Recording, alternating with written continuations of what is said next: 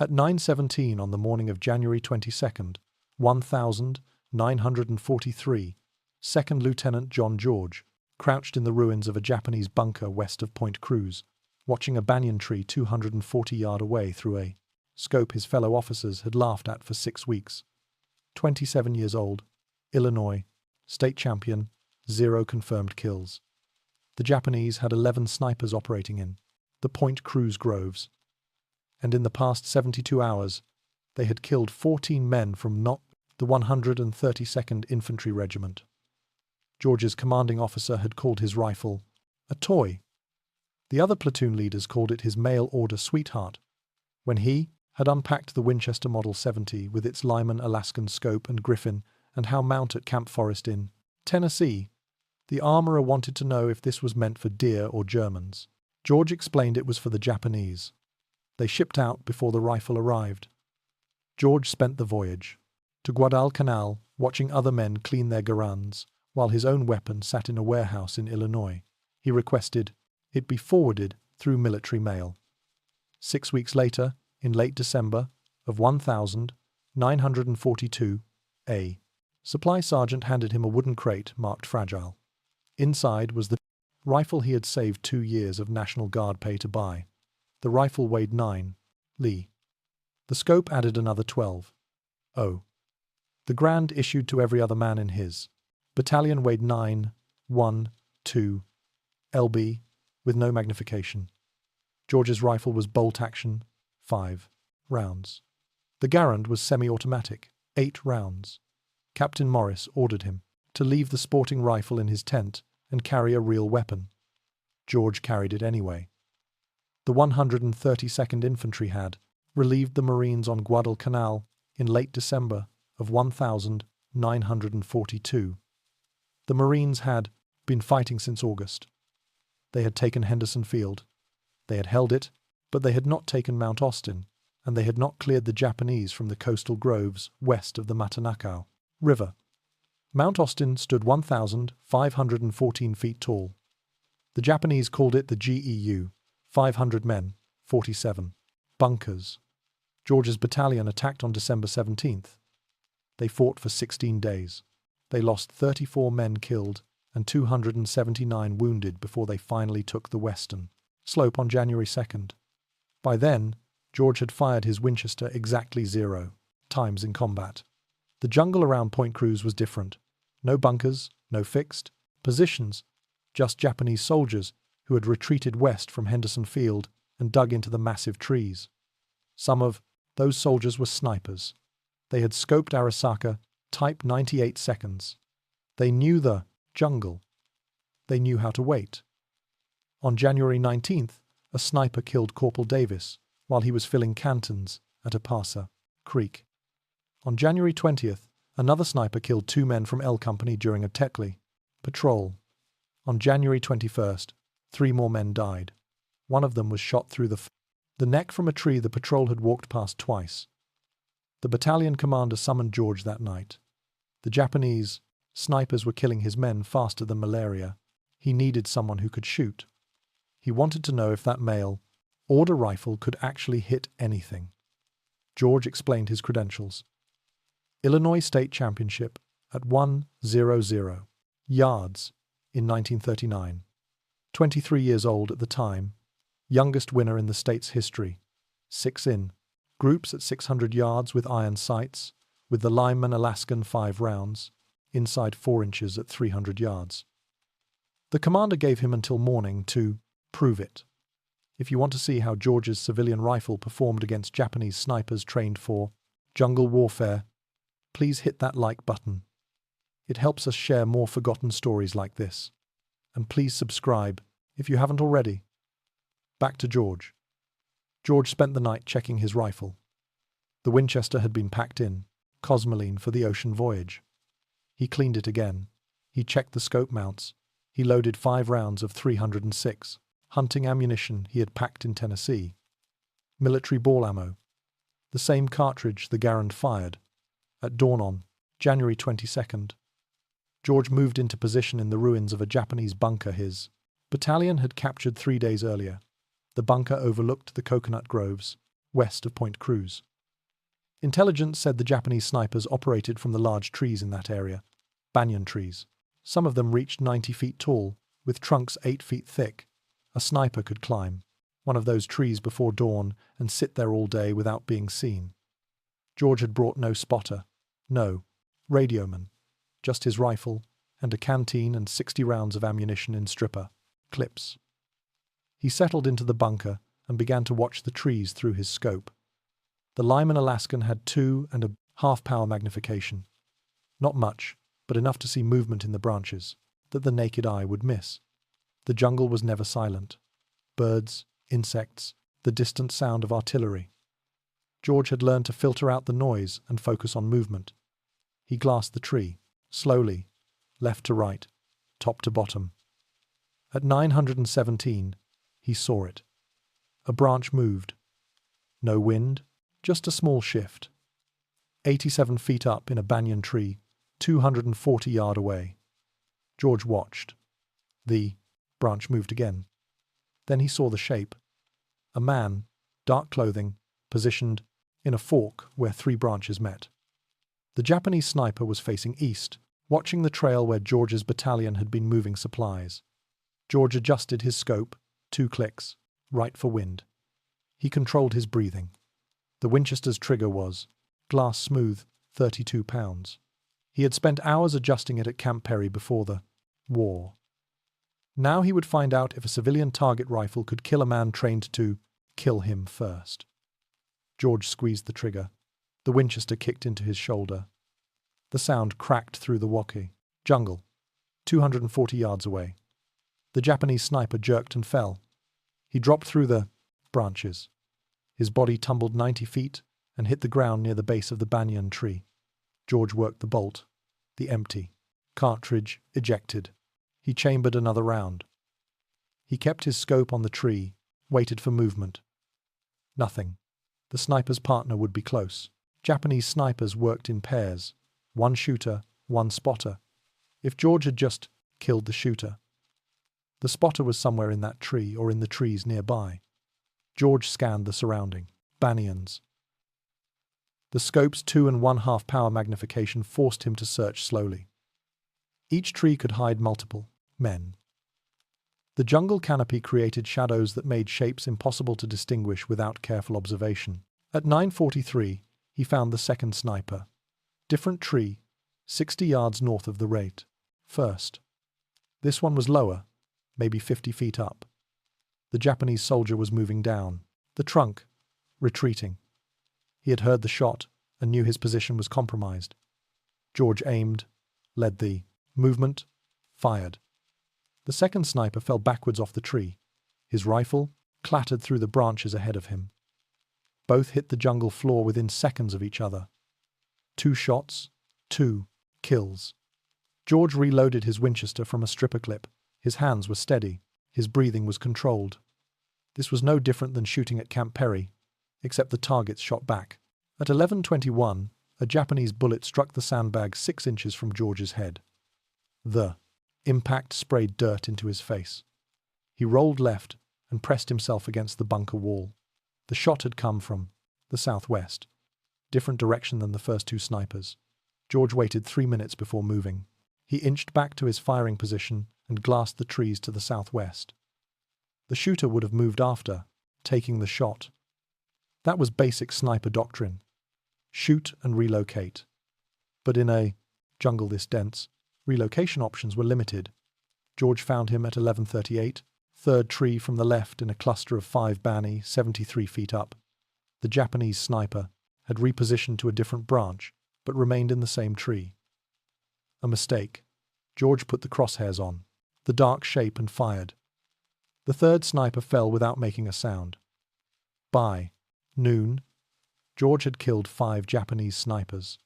Word spread through the battalion. Men who had mocked his mail-order rifle now asked if they could watch him work. George refused. Spectators drew attention. Attention drew fire. The Japanese snipers adapted after the 5th kill. They stopped moving during daylight. George spent the afternoon glassing trees and seeing nothing. At 1,600 hours, He returned to battalion headquarters. Captain Morris was waiting. The mockery was gone from his voice. He wanted George back in position at dawn. January 23rd began with rain. Heavy tropical rain that turned the jungle floor into mud and made the trees invisible beyond 100 yards. George sat in the bunker and waited for the weather to get clear. The rain stopped at 8:15. By 8:45, enough visibility had returned for work. George spotted the first sniper of the day at 0912. The Japanese soldier had climbed into position during the rain. Smart. The sound of rain masked movement. This sniper had chosen a tree 290 yards out, longer range than yesterday. Also smart. They were learning his capabilities. George compensated for distance and fired.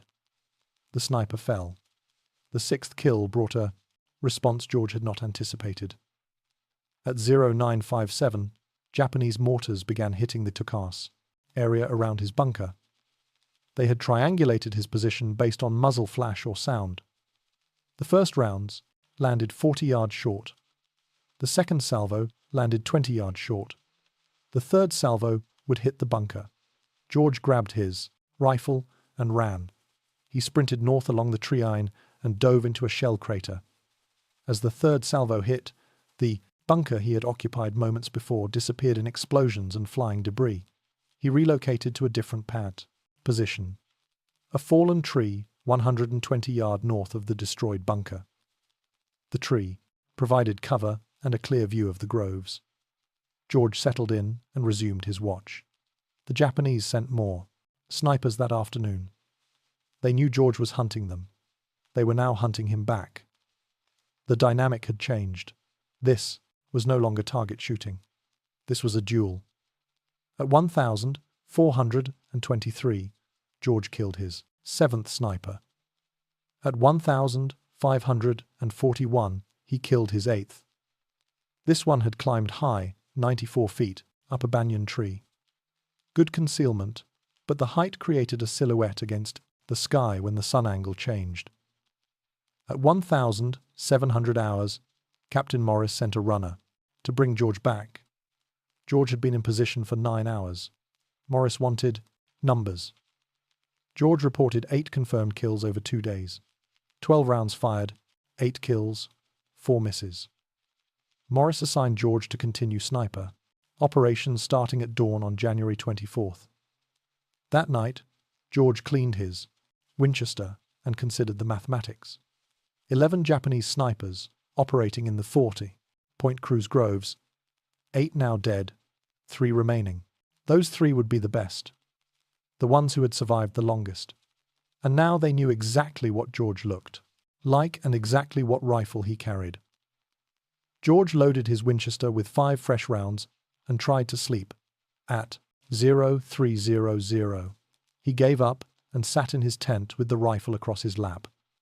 The rain started again at 4:15. By 0530, it was heavy enough that dawn operations would be delayed. George used the time to move to a new position. Not the bunker, not the fallen tree. Somewhere the Japanese would not expect. He chose a spot 70 yards south of his previous position, a cluster of large rocks the Marines had used as a machine gun nest back in December. The position offered good cover and overlapping fields of fire into the groves. He settled in and waited for the rain to stop. At 0743, the rain slowed to a drizzle. Visibility improved. George began glassing trees.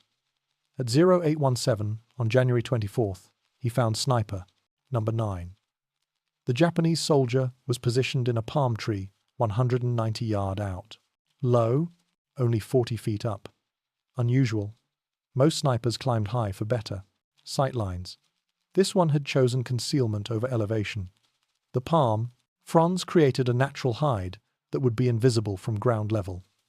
But George was not at ground level. He was elevated on the rocks. The angle gave him a view down into the fronds. He could see the dark shape of the sniper's shoulders and head. George aimed, controlled his breathing, began to squeeze the trigger. Then he stopped. Something was wrong. The position was too obvious, too easy. George had been hunting snipers for 3 days. He had killed 8 men. The remaining 3 would not make elementary mistakes. They would not position themselves where an elevated shooter could spot them unless it was bait. George lowered his rifle and scanned the surrounding trees. If the sniper in the palm was bait, the real shooter would be positioned to cover him, watching for anyone who took the shot, waiting for muzzle flash, ready to return fire. George glassed the trees methodically, left to right, top to bottom. He checked every tree within 300 yards of the palm. It took 11 minutes. At 0828, he found the real threat. A banyan tree 80 yards northwest of the palm, 91 feet up. The Japanese sniper was positioned in a perfect hide. Branches and vines concealed him from 3 sides. He had a clear line of sight to George's previous position at the fallen tree. He was waiting for George to appear there or to take a shot at the bait in the palm tree. George had 2 problems. First, the real sniper was watching the wrong location. If George fired at him, the sound would reveal George's actual position. The sniper would relocate before George could work the bolt and chamber another round. Second, if George did nothing, the sniper would eventually realize George was not at the fallen tree and begin searching for him. George decided to use the bait against them. He aimed at the decoy sniper in the palm tree, adjusted for wind, fired. The decoy sniper jerked and fell from the palm. George immediately swung his rifle toward the banyan tree, 91 feet up. The real sniper would react to the shot. He would turn toward the sound. That turn would create movement. George saw it. A slight shift. The sniper was repositioning to face George's location. George put the crosshairs on the dark shape and fired. Before the sniper could fully turn, the real sniper fell. His rifle tumbled after him. 2 shots, 2 kills. But George had revealed his position to anyone else watching. He grabbed his rifle and ammunition and ran. He moved east along the rock line and dropped into a drainage ditch 40 yards away. He pressed himself into the mud and waited. At 0834, Japanese machine gun fire raked the rocks where he had been positioned 6 seconds earlier. The bullets kicked up dust and stone fragments. The fire lasted 17 seconds. When it stopped, George counted to 60 before moving. He relocated again, this time to a position 100 yards east, a shell crater, partially filled with rainwater. George settled into the crater with water up to his chest. He rested the Winchester on the crater rim and resumed glassing trees. 10 confirmed kills. 1 remaining. The 11th sniper would be the best, the smartest, the most experienced. He had watched 10 of his comrades die over 3 days. He knew George's tactics. He knew George's rifle. He knew George's approximate location. And somewhere in those trees, he was watching, waiting, planning. George scanned the jungle through his scope. The Lyman Alaskan magnification made distant shapes visible, but not identifiable. Every dark spot could be a branch or a man. George had to study each one carefully. At 0947, he realized his mistake. The 11th sniper was not in the trees. He was on the ground, and he was moving toward George's position. George saw the movement at the edge of his peripheral vision, 60 yards south, low to the ground, a shape moving through the undergrowth, parallel to the tree line. The Japanese sniper was using the jungle floor vegetation for cover, ferns, vines, fallen branches. He was crawling toward George's last known position at the rocks. George remained motionless in the water-filled crater. The Winchester was already shouldered. His breathing was controlled, but the angle was wrong. The crater rim blocked his view of the approaching sniper. George would have to rise up to get a clear shot. Rising up would expose him. The Japanese sniper stopped moving at 0952. He had reached a position 40 yards from the rocks. George watched through his scope. The sniper was studying the rocks, searching for movement for any sign of his target. George waited. Patience was the primary skill of sniper work. The ability to remain still, to let time pass, to wait for the right moment rather than force a bad shot. At 09 5-8. The Japanese sniper began moving again.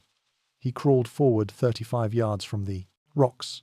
30 yards, 25 yards. He was approaching from the south side, the side George had used when he evacuated under machine gun fire. George understood the tactic. The Japanese sniper had watched the machine gun attack. He knew George had moved east from the rocks. He was now working his way along the most likely escape route, hunting George the way George had been hunting him. At 10:03, the Japanese sniper reached the rocks. He moved into the machine gun nest and took up a position facing east toward the drainage, ditch toward the area where George should have relocated. The sniper was now 38 yards from George's actual position in the water-filled crater, but he was facing the wrong direction. His back was exposed. George had a clear shot. Center mass 38 YD. An easy shot, even without a scope. But George hesitated. This sniper had survived 10 days of American operations in the Point Cruz groves. He had outlived 10 other snipers. Men who had been killed because they made mistakes. This man would not make mistakes. The position in the rocks was too exposed, too vulnerable. No experienced sniper would remain there for more than a few seconds. This had to be another decoy, another bake position. George kept his scope on the sniper in the rocks, but expanded his awareness to the surrounding area. If this was bait, the real threat would be positioned to cover it somewhere with line of sight to anyone who took the shot. At 10:06, George found it. A second Japanese soldier, 70 yards northwest of the rocks, behind a fallen tree trunk.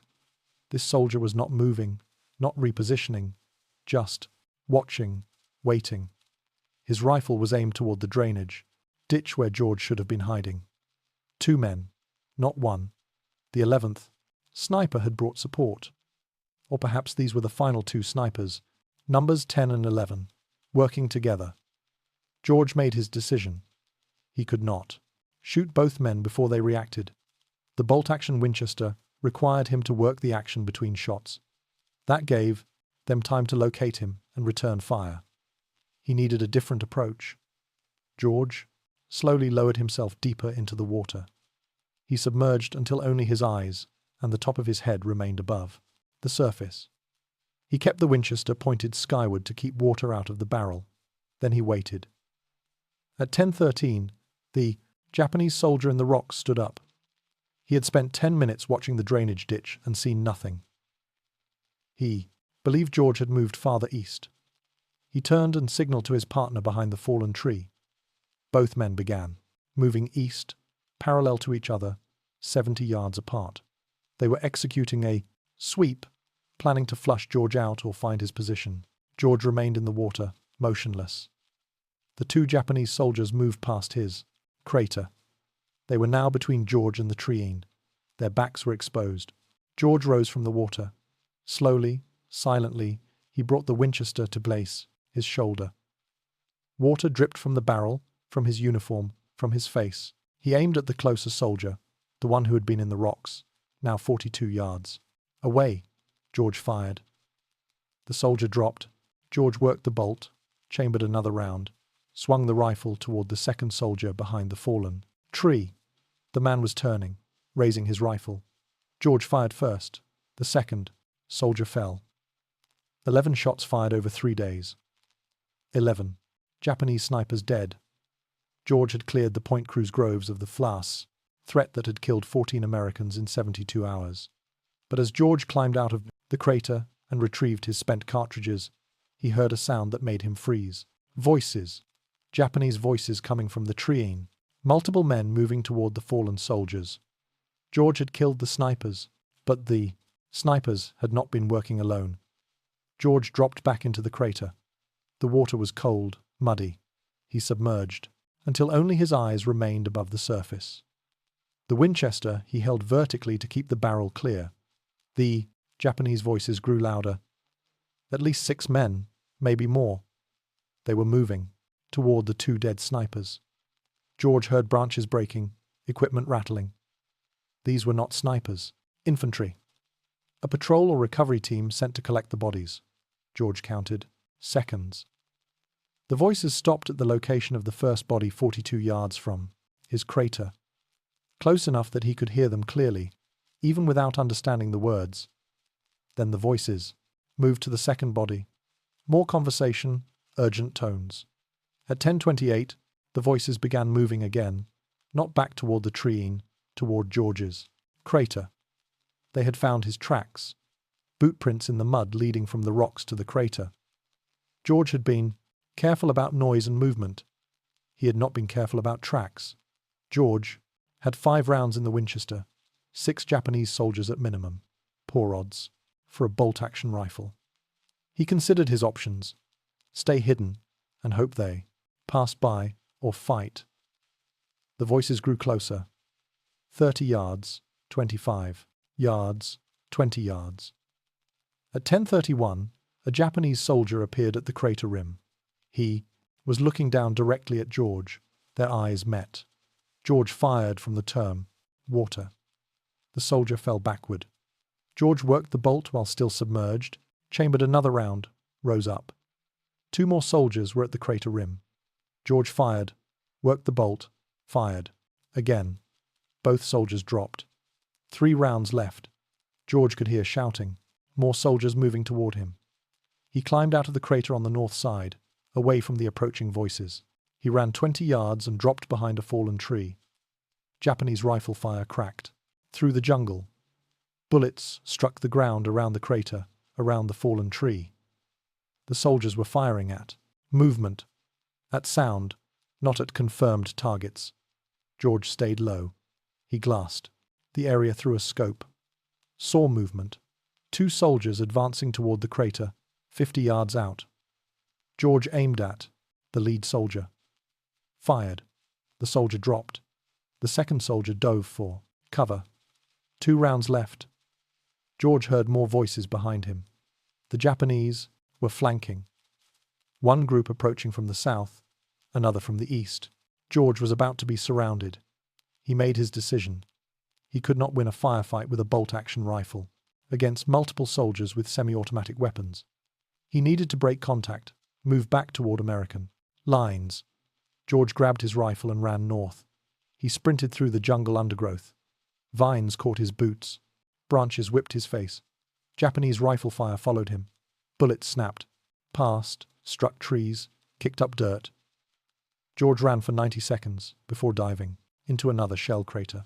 This one was dry. He pressed himself against the crater wall and listened. The Japanese voices were distant now. They had not pursued. They were regrouping around their dead. George checked his rifle. Mud on the stock, water still dripping from the barrel. He had 2 rounds left and no stripper clips. The clips were in his pack. The pack was somewhere near the water-filled crater. At 10:47, George began moving again, not running, walking, staying low, using the terrain for cover. He moved northeast toward the American lines. The jungle was quiet. No voices, no movement, just the sound of his own breathing and the distant rumble of artillery. At 11:13, George reached the American perimeter. A Marine sentry challenged. George identified himself. The sentry led him through. George walked to battalion headquarters and reported to Captain Morris. Morris wanted a full debrief. George provided it. 11 Japanese snipers killed over 4 days. 12 rounds fired against the snipers. 11 hits. Then, a firefight with infantry. 3 more kills. 5 total rounds in that engagement. Morris asked about ammunition status. George was down to 2 rounds. Morris asked about the rifle. George said it was functional but needed cleaning. Mud in the action, water in the barrel, Morris told George, to clean his rifle and rest. No operations tomorrow. The battalion was moving east. The Point Cruz groves were no longer a priority.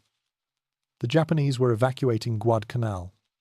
Intelligence suggested they would complete the withdrawal within 2 weeks. George returned to his tent.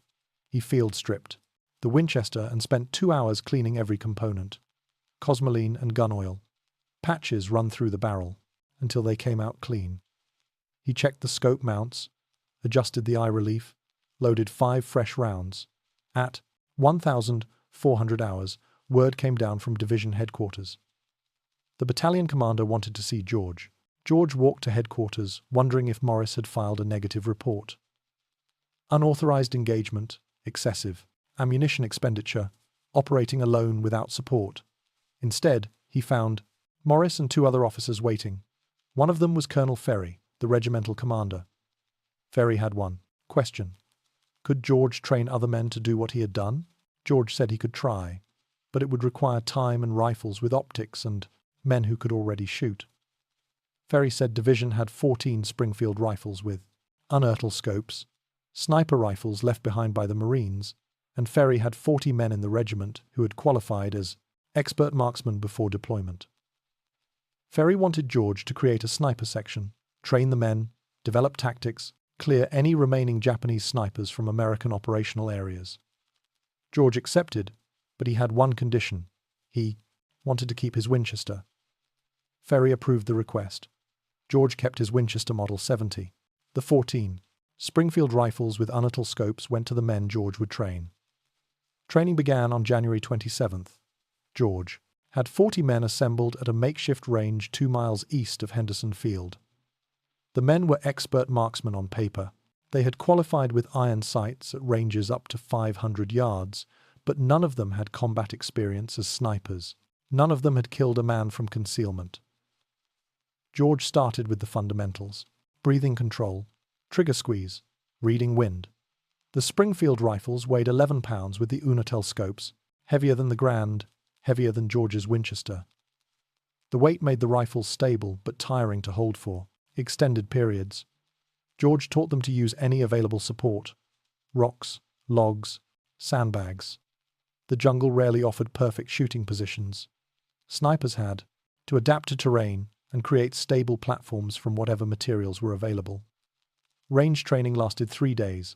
George had the men shoot at stationary targets from 100 to 400 yards, then moving targets, then targets partially concealed by vegetation. By January 30th, 32 of the 40 men could consistently hit man-sized targets at 300 yards under field conditions. George divided them into 16 two-man teams, shooter and spotter. The spotter carried binoculars and a Grand. His job was to locate targets and provide security while the shooter engaged. After each kill, the roles could switch. This kept both men proficient and prevented the single point of failure that came from relying on one shooter. On February 1st, George took 4 teams into the field. Their mission was to clear Japanese positions west of the Matanakaw River. Intelligence indicated small groups of Japanese soldiers were still operating in that area. Not snipers, just infantry. Stragglers who had not yet evacuated. The 4 teams moved into position at dawn. George paired with a spotter named Corporal Hayes. They set up on high ground, overlooking a trail the Japanese had been using for resupply.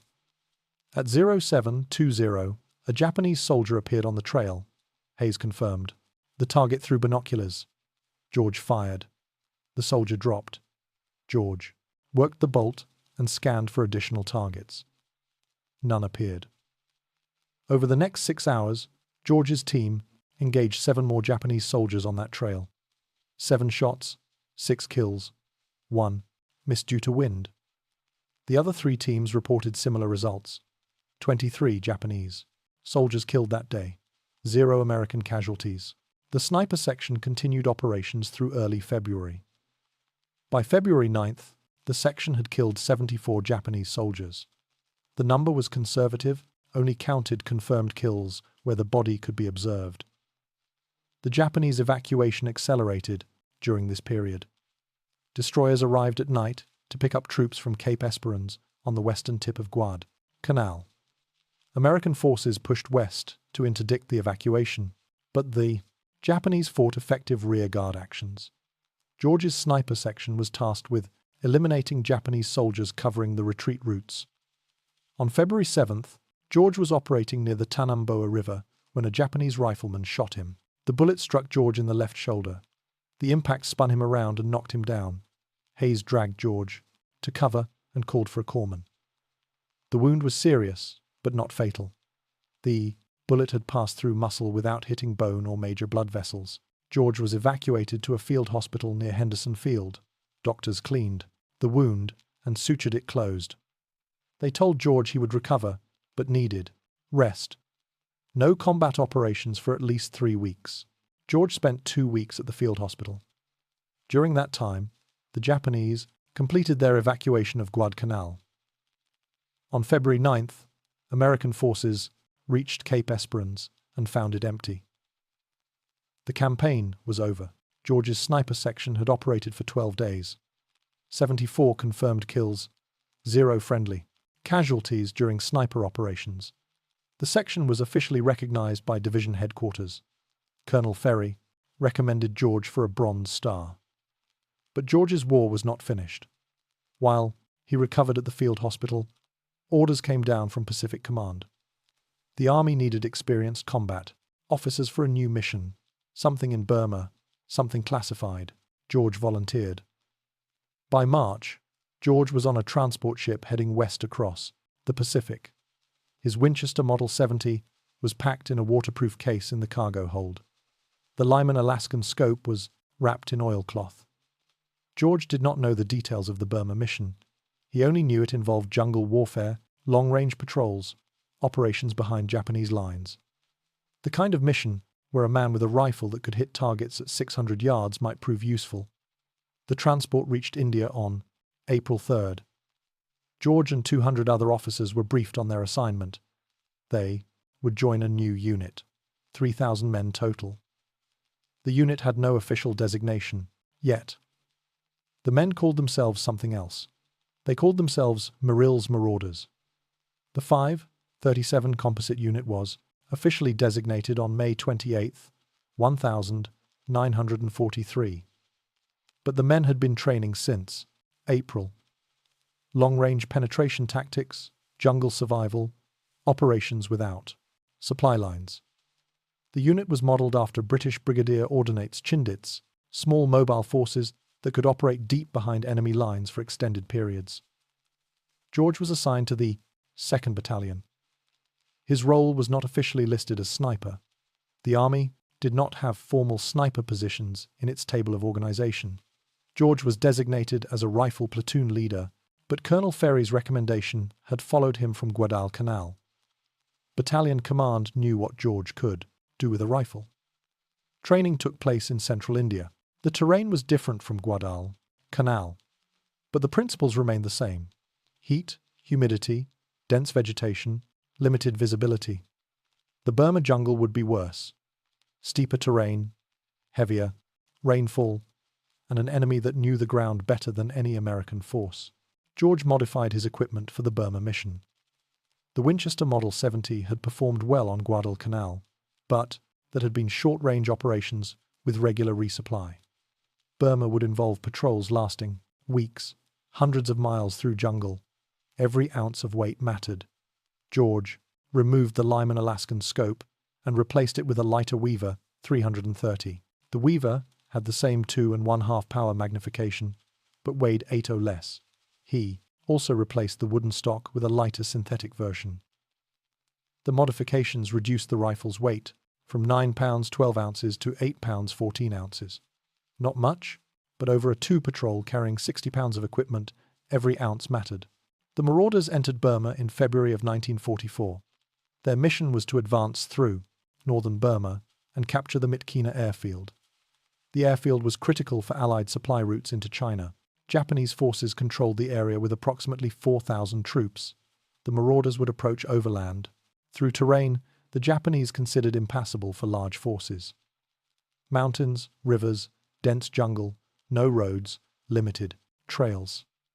The force would carry all supplies on their backs or with pack mules. No motorized transport, no artillery support, just rifles and mortars, and the ability to move fast through impossible terrain. George's battalion began the march on February 24th. The first week covered 83 miles, through mountainous jungle. Men collapsed from exhaustion. Malaria cases increased daily. The pack mules struggled with the terrain. Several had to be shot when they broke legs on steep descents. By March, the battalion had covered 217 miles. They had engaged Japanese forces 12 times, small skirmishes, ambushes, quick firefights, followed by rapid withdrawal. The marauders were not meant to hold ground. They were meant to move, to harass, to cut supply lines, and create chaos behind Japanese positions. George used his Winchester 3 times during the march. Once at 412 YDs against a Japanese officer directing troops at a river crossing. Once at 380 yard against a machine gun position. Once at 290 yard against a sniper who had pinned down a marauder patrol. 3 shots, 3 kills. George never fired more than once per engagement. The Winchester's report was distinctive, different from the Garand's sharp crack. 1 shot announced his presence. A second shot would give the Japanese time to locate him. George learned to shoot and move immediately. The march to Myitkyina took 3 months. By late May, the marauders had covered over 700 meters. They had lost more men to disease than combat, malaria, dysentery, typhus. The unit that entered Burma with 5,300 men was down to fewer than 3,000 defectives. On May 17th, the marauders captured Myitkyina airfield. The operation was a success, but the cost had been severe. The unit was combat ineffective. Too many casualties, too many sick, too much time in the jungle without rest or proper medical care. George survived the Burma campaign. His Winchester survived, but the rifle that had proven so effective on Guadalcanal had been used only 7 times in 3 months of operations. The marauders rarely engaged in the kind of long-range precision shooting that required a scoped rifle. Most combat was close-range ambushes at 50 yards or less. Firefights in dense vegetation where you could barely see 30. 2. George realized something during those 3 months in Burma. The Winchester Model 70 was an excellent rifle, perhaps the best bolt-action sporting rifle ever made. But modern warfare was changing. Semi-automatic rifles like the Garand were becoming standard. The next war would require different weapons, different tactics. But there would be no next war for George, not immediately. By June of 1944, he was evacuated from Burma with the rest of the marauders. The unit was disbanded. George was reassigned to training duties in the United States. He never fired his Winchester in combat again. George returned to the United States in July of 1944. The Army promoted him to captain and assigned him to Fort Benning, Georgia. His job was training infantry, officers in marksmanship and small unit tactics. He taught the lessons he had learned on Guadalcanal and in Burma, how to move through jungle terrain, how to identify and engage targets at distance, how to operate independently, without supply lines. He kept his Winchester Model 70. The rifle had traveled from Illinois to Tennessee to Guadalcanal to India to Burma to Georgia. It had killed at least 14 enemy soldiers in confirmed engagements, probably more. George had stopped counting after Burma. The rifle sat in a point footlocker in his quarters at Fort Benning. George rarely looked at it. The war had changed. The Pacific Islands were being retaken one by one. American forces were advancing through France and into Germany. The need for individual marksmen with privately loaned rifles was fading. The military was standardizing mass production, interchangeable parts, soldiers with identical equipment and identical training. George understood the necessity. Modern warfare required industrial scale. But something was being lost. The individual skill, the craftsman approach to soldiering. The idea that a man with the right rifle and the right training could change the outcome of a battle. George was discharged from the army in January of 1947. Lieutenant Colonel, 2 Bronze Stars, 1 Purple Heart, Combat Infantry Badge. He returned to Illinois and enrolled at Princeton University on the GI Bill. He studied politics, graduated with highest honors in 1950. After Princeton, George spent 4 years at Oxford, then 4 years in British East Africa studying regional politics and institutions.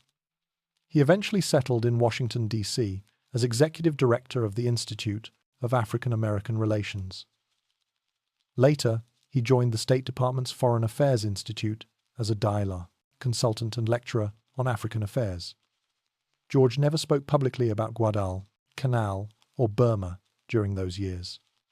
He had colleagues who knew he had served in the Pacific, but they did not know about Point Cruz. They did not know about the Japanese snipers. They did not know about the Winchester Model 70 that sat in a case in his home. In 1947, George decided to write down what had happened. Not for publication, just for his own record. He wanted to document the weapons and tactics of jungle warfare, while the details were still fresh. He wrote for 6 months. The manuscript grew to over 400 pages. A friend at the National Rifle Association read the manuscript and suggested publication. George was reluctant. The book was technical, detailed descriptions of rifles and ammunition and ballistics, not the kind of content that interested general readers. But the NRA convinced him. The book was published in 1947 under the title Shots Fired in Anger. It became a classic among firearms enthusiasts and military historians. The book described George's experiences on Guadalcanal and Burma with clinical precision. No embellishment, no hero worship, just facts and observations about what worked and what did not work in combat. The book is still in print today, still used as a reference by collectors and historians studying World War II small arms. George's descriptions of Japanese weapons remain some of the most detailed contemporary accounts available. George lived to see the United States fight 3 more wars: Korea, Vietnam, the Gulf War. He watched the evolution of military rifles, from the Garand to the M14 to the M16. He watched sniping become a formal military specialty with dedicated training and equipment. He watched the lessons of World War II being relearned and refined by new generations of soldiers. John George died on January 3, 2009. He was 90 years old. The Winchester Model 70 that had killed Japanese snipers on Guadalcanal was donated to the National Firearms Museum in Fairfax, Virginia. It sits in a display case with a placard describing its history. Most visitors walk past without stopping. It looks like any other vintage hunting rifle, but it is not. It is the rifle that proved a state champion marksman with a mail-order scope could outshoot professionally trained military snipers. The rifle that cleared the Point Cruz groves in 4 days when an entire battalion could not do it in 2 weeks. The rifle that changed how the American military thought about individual marksmanship in modern warfare. If this story moved you the way it moved us, do me a favor, hit that like button.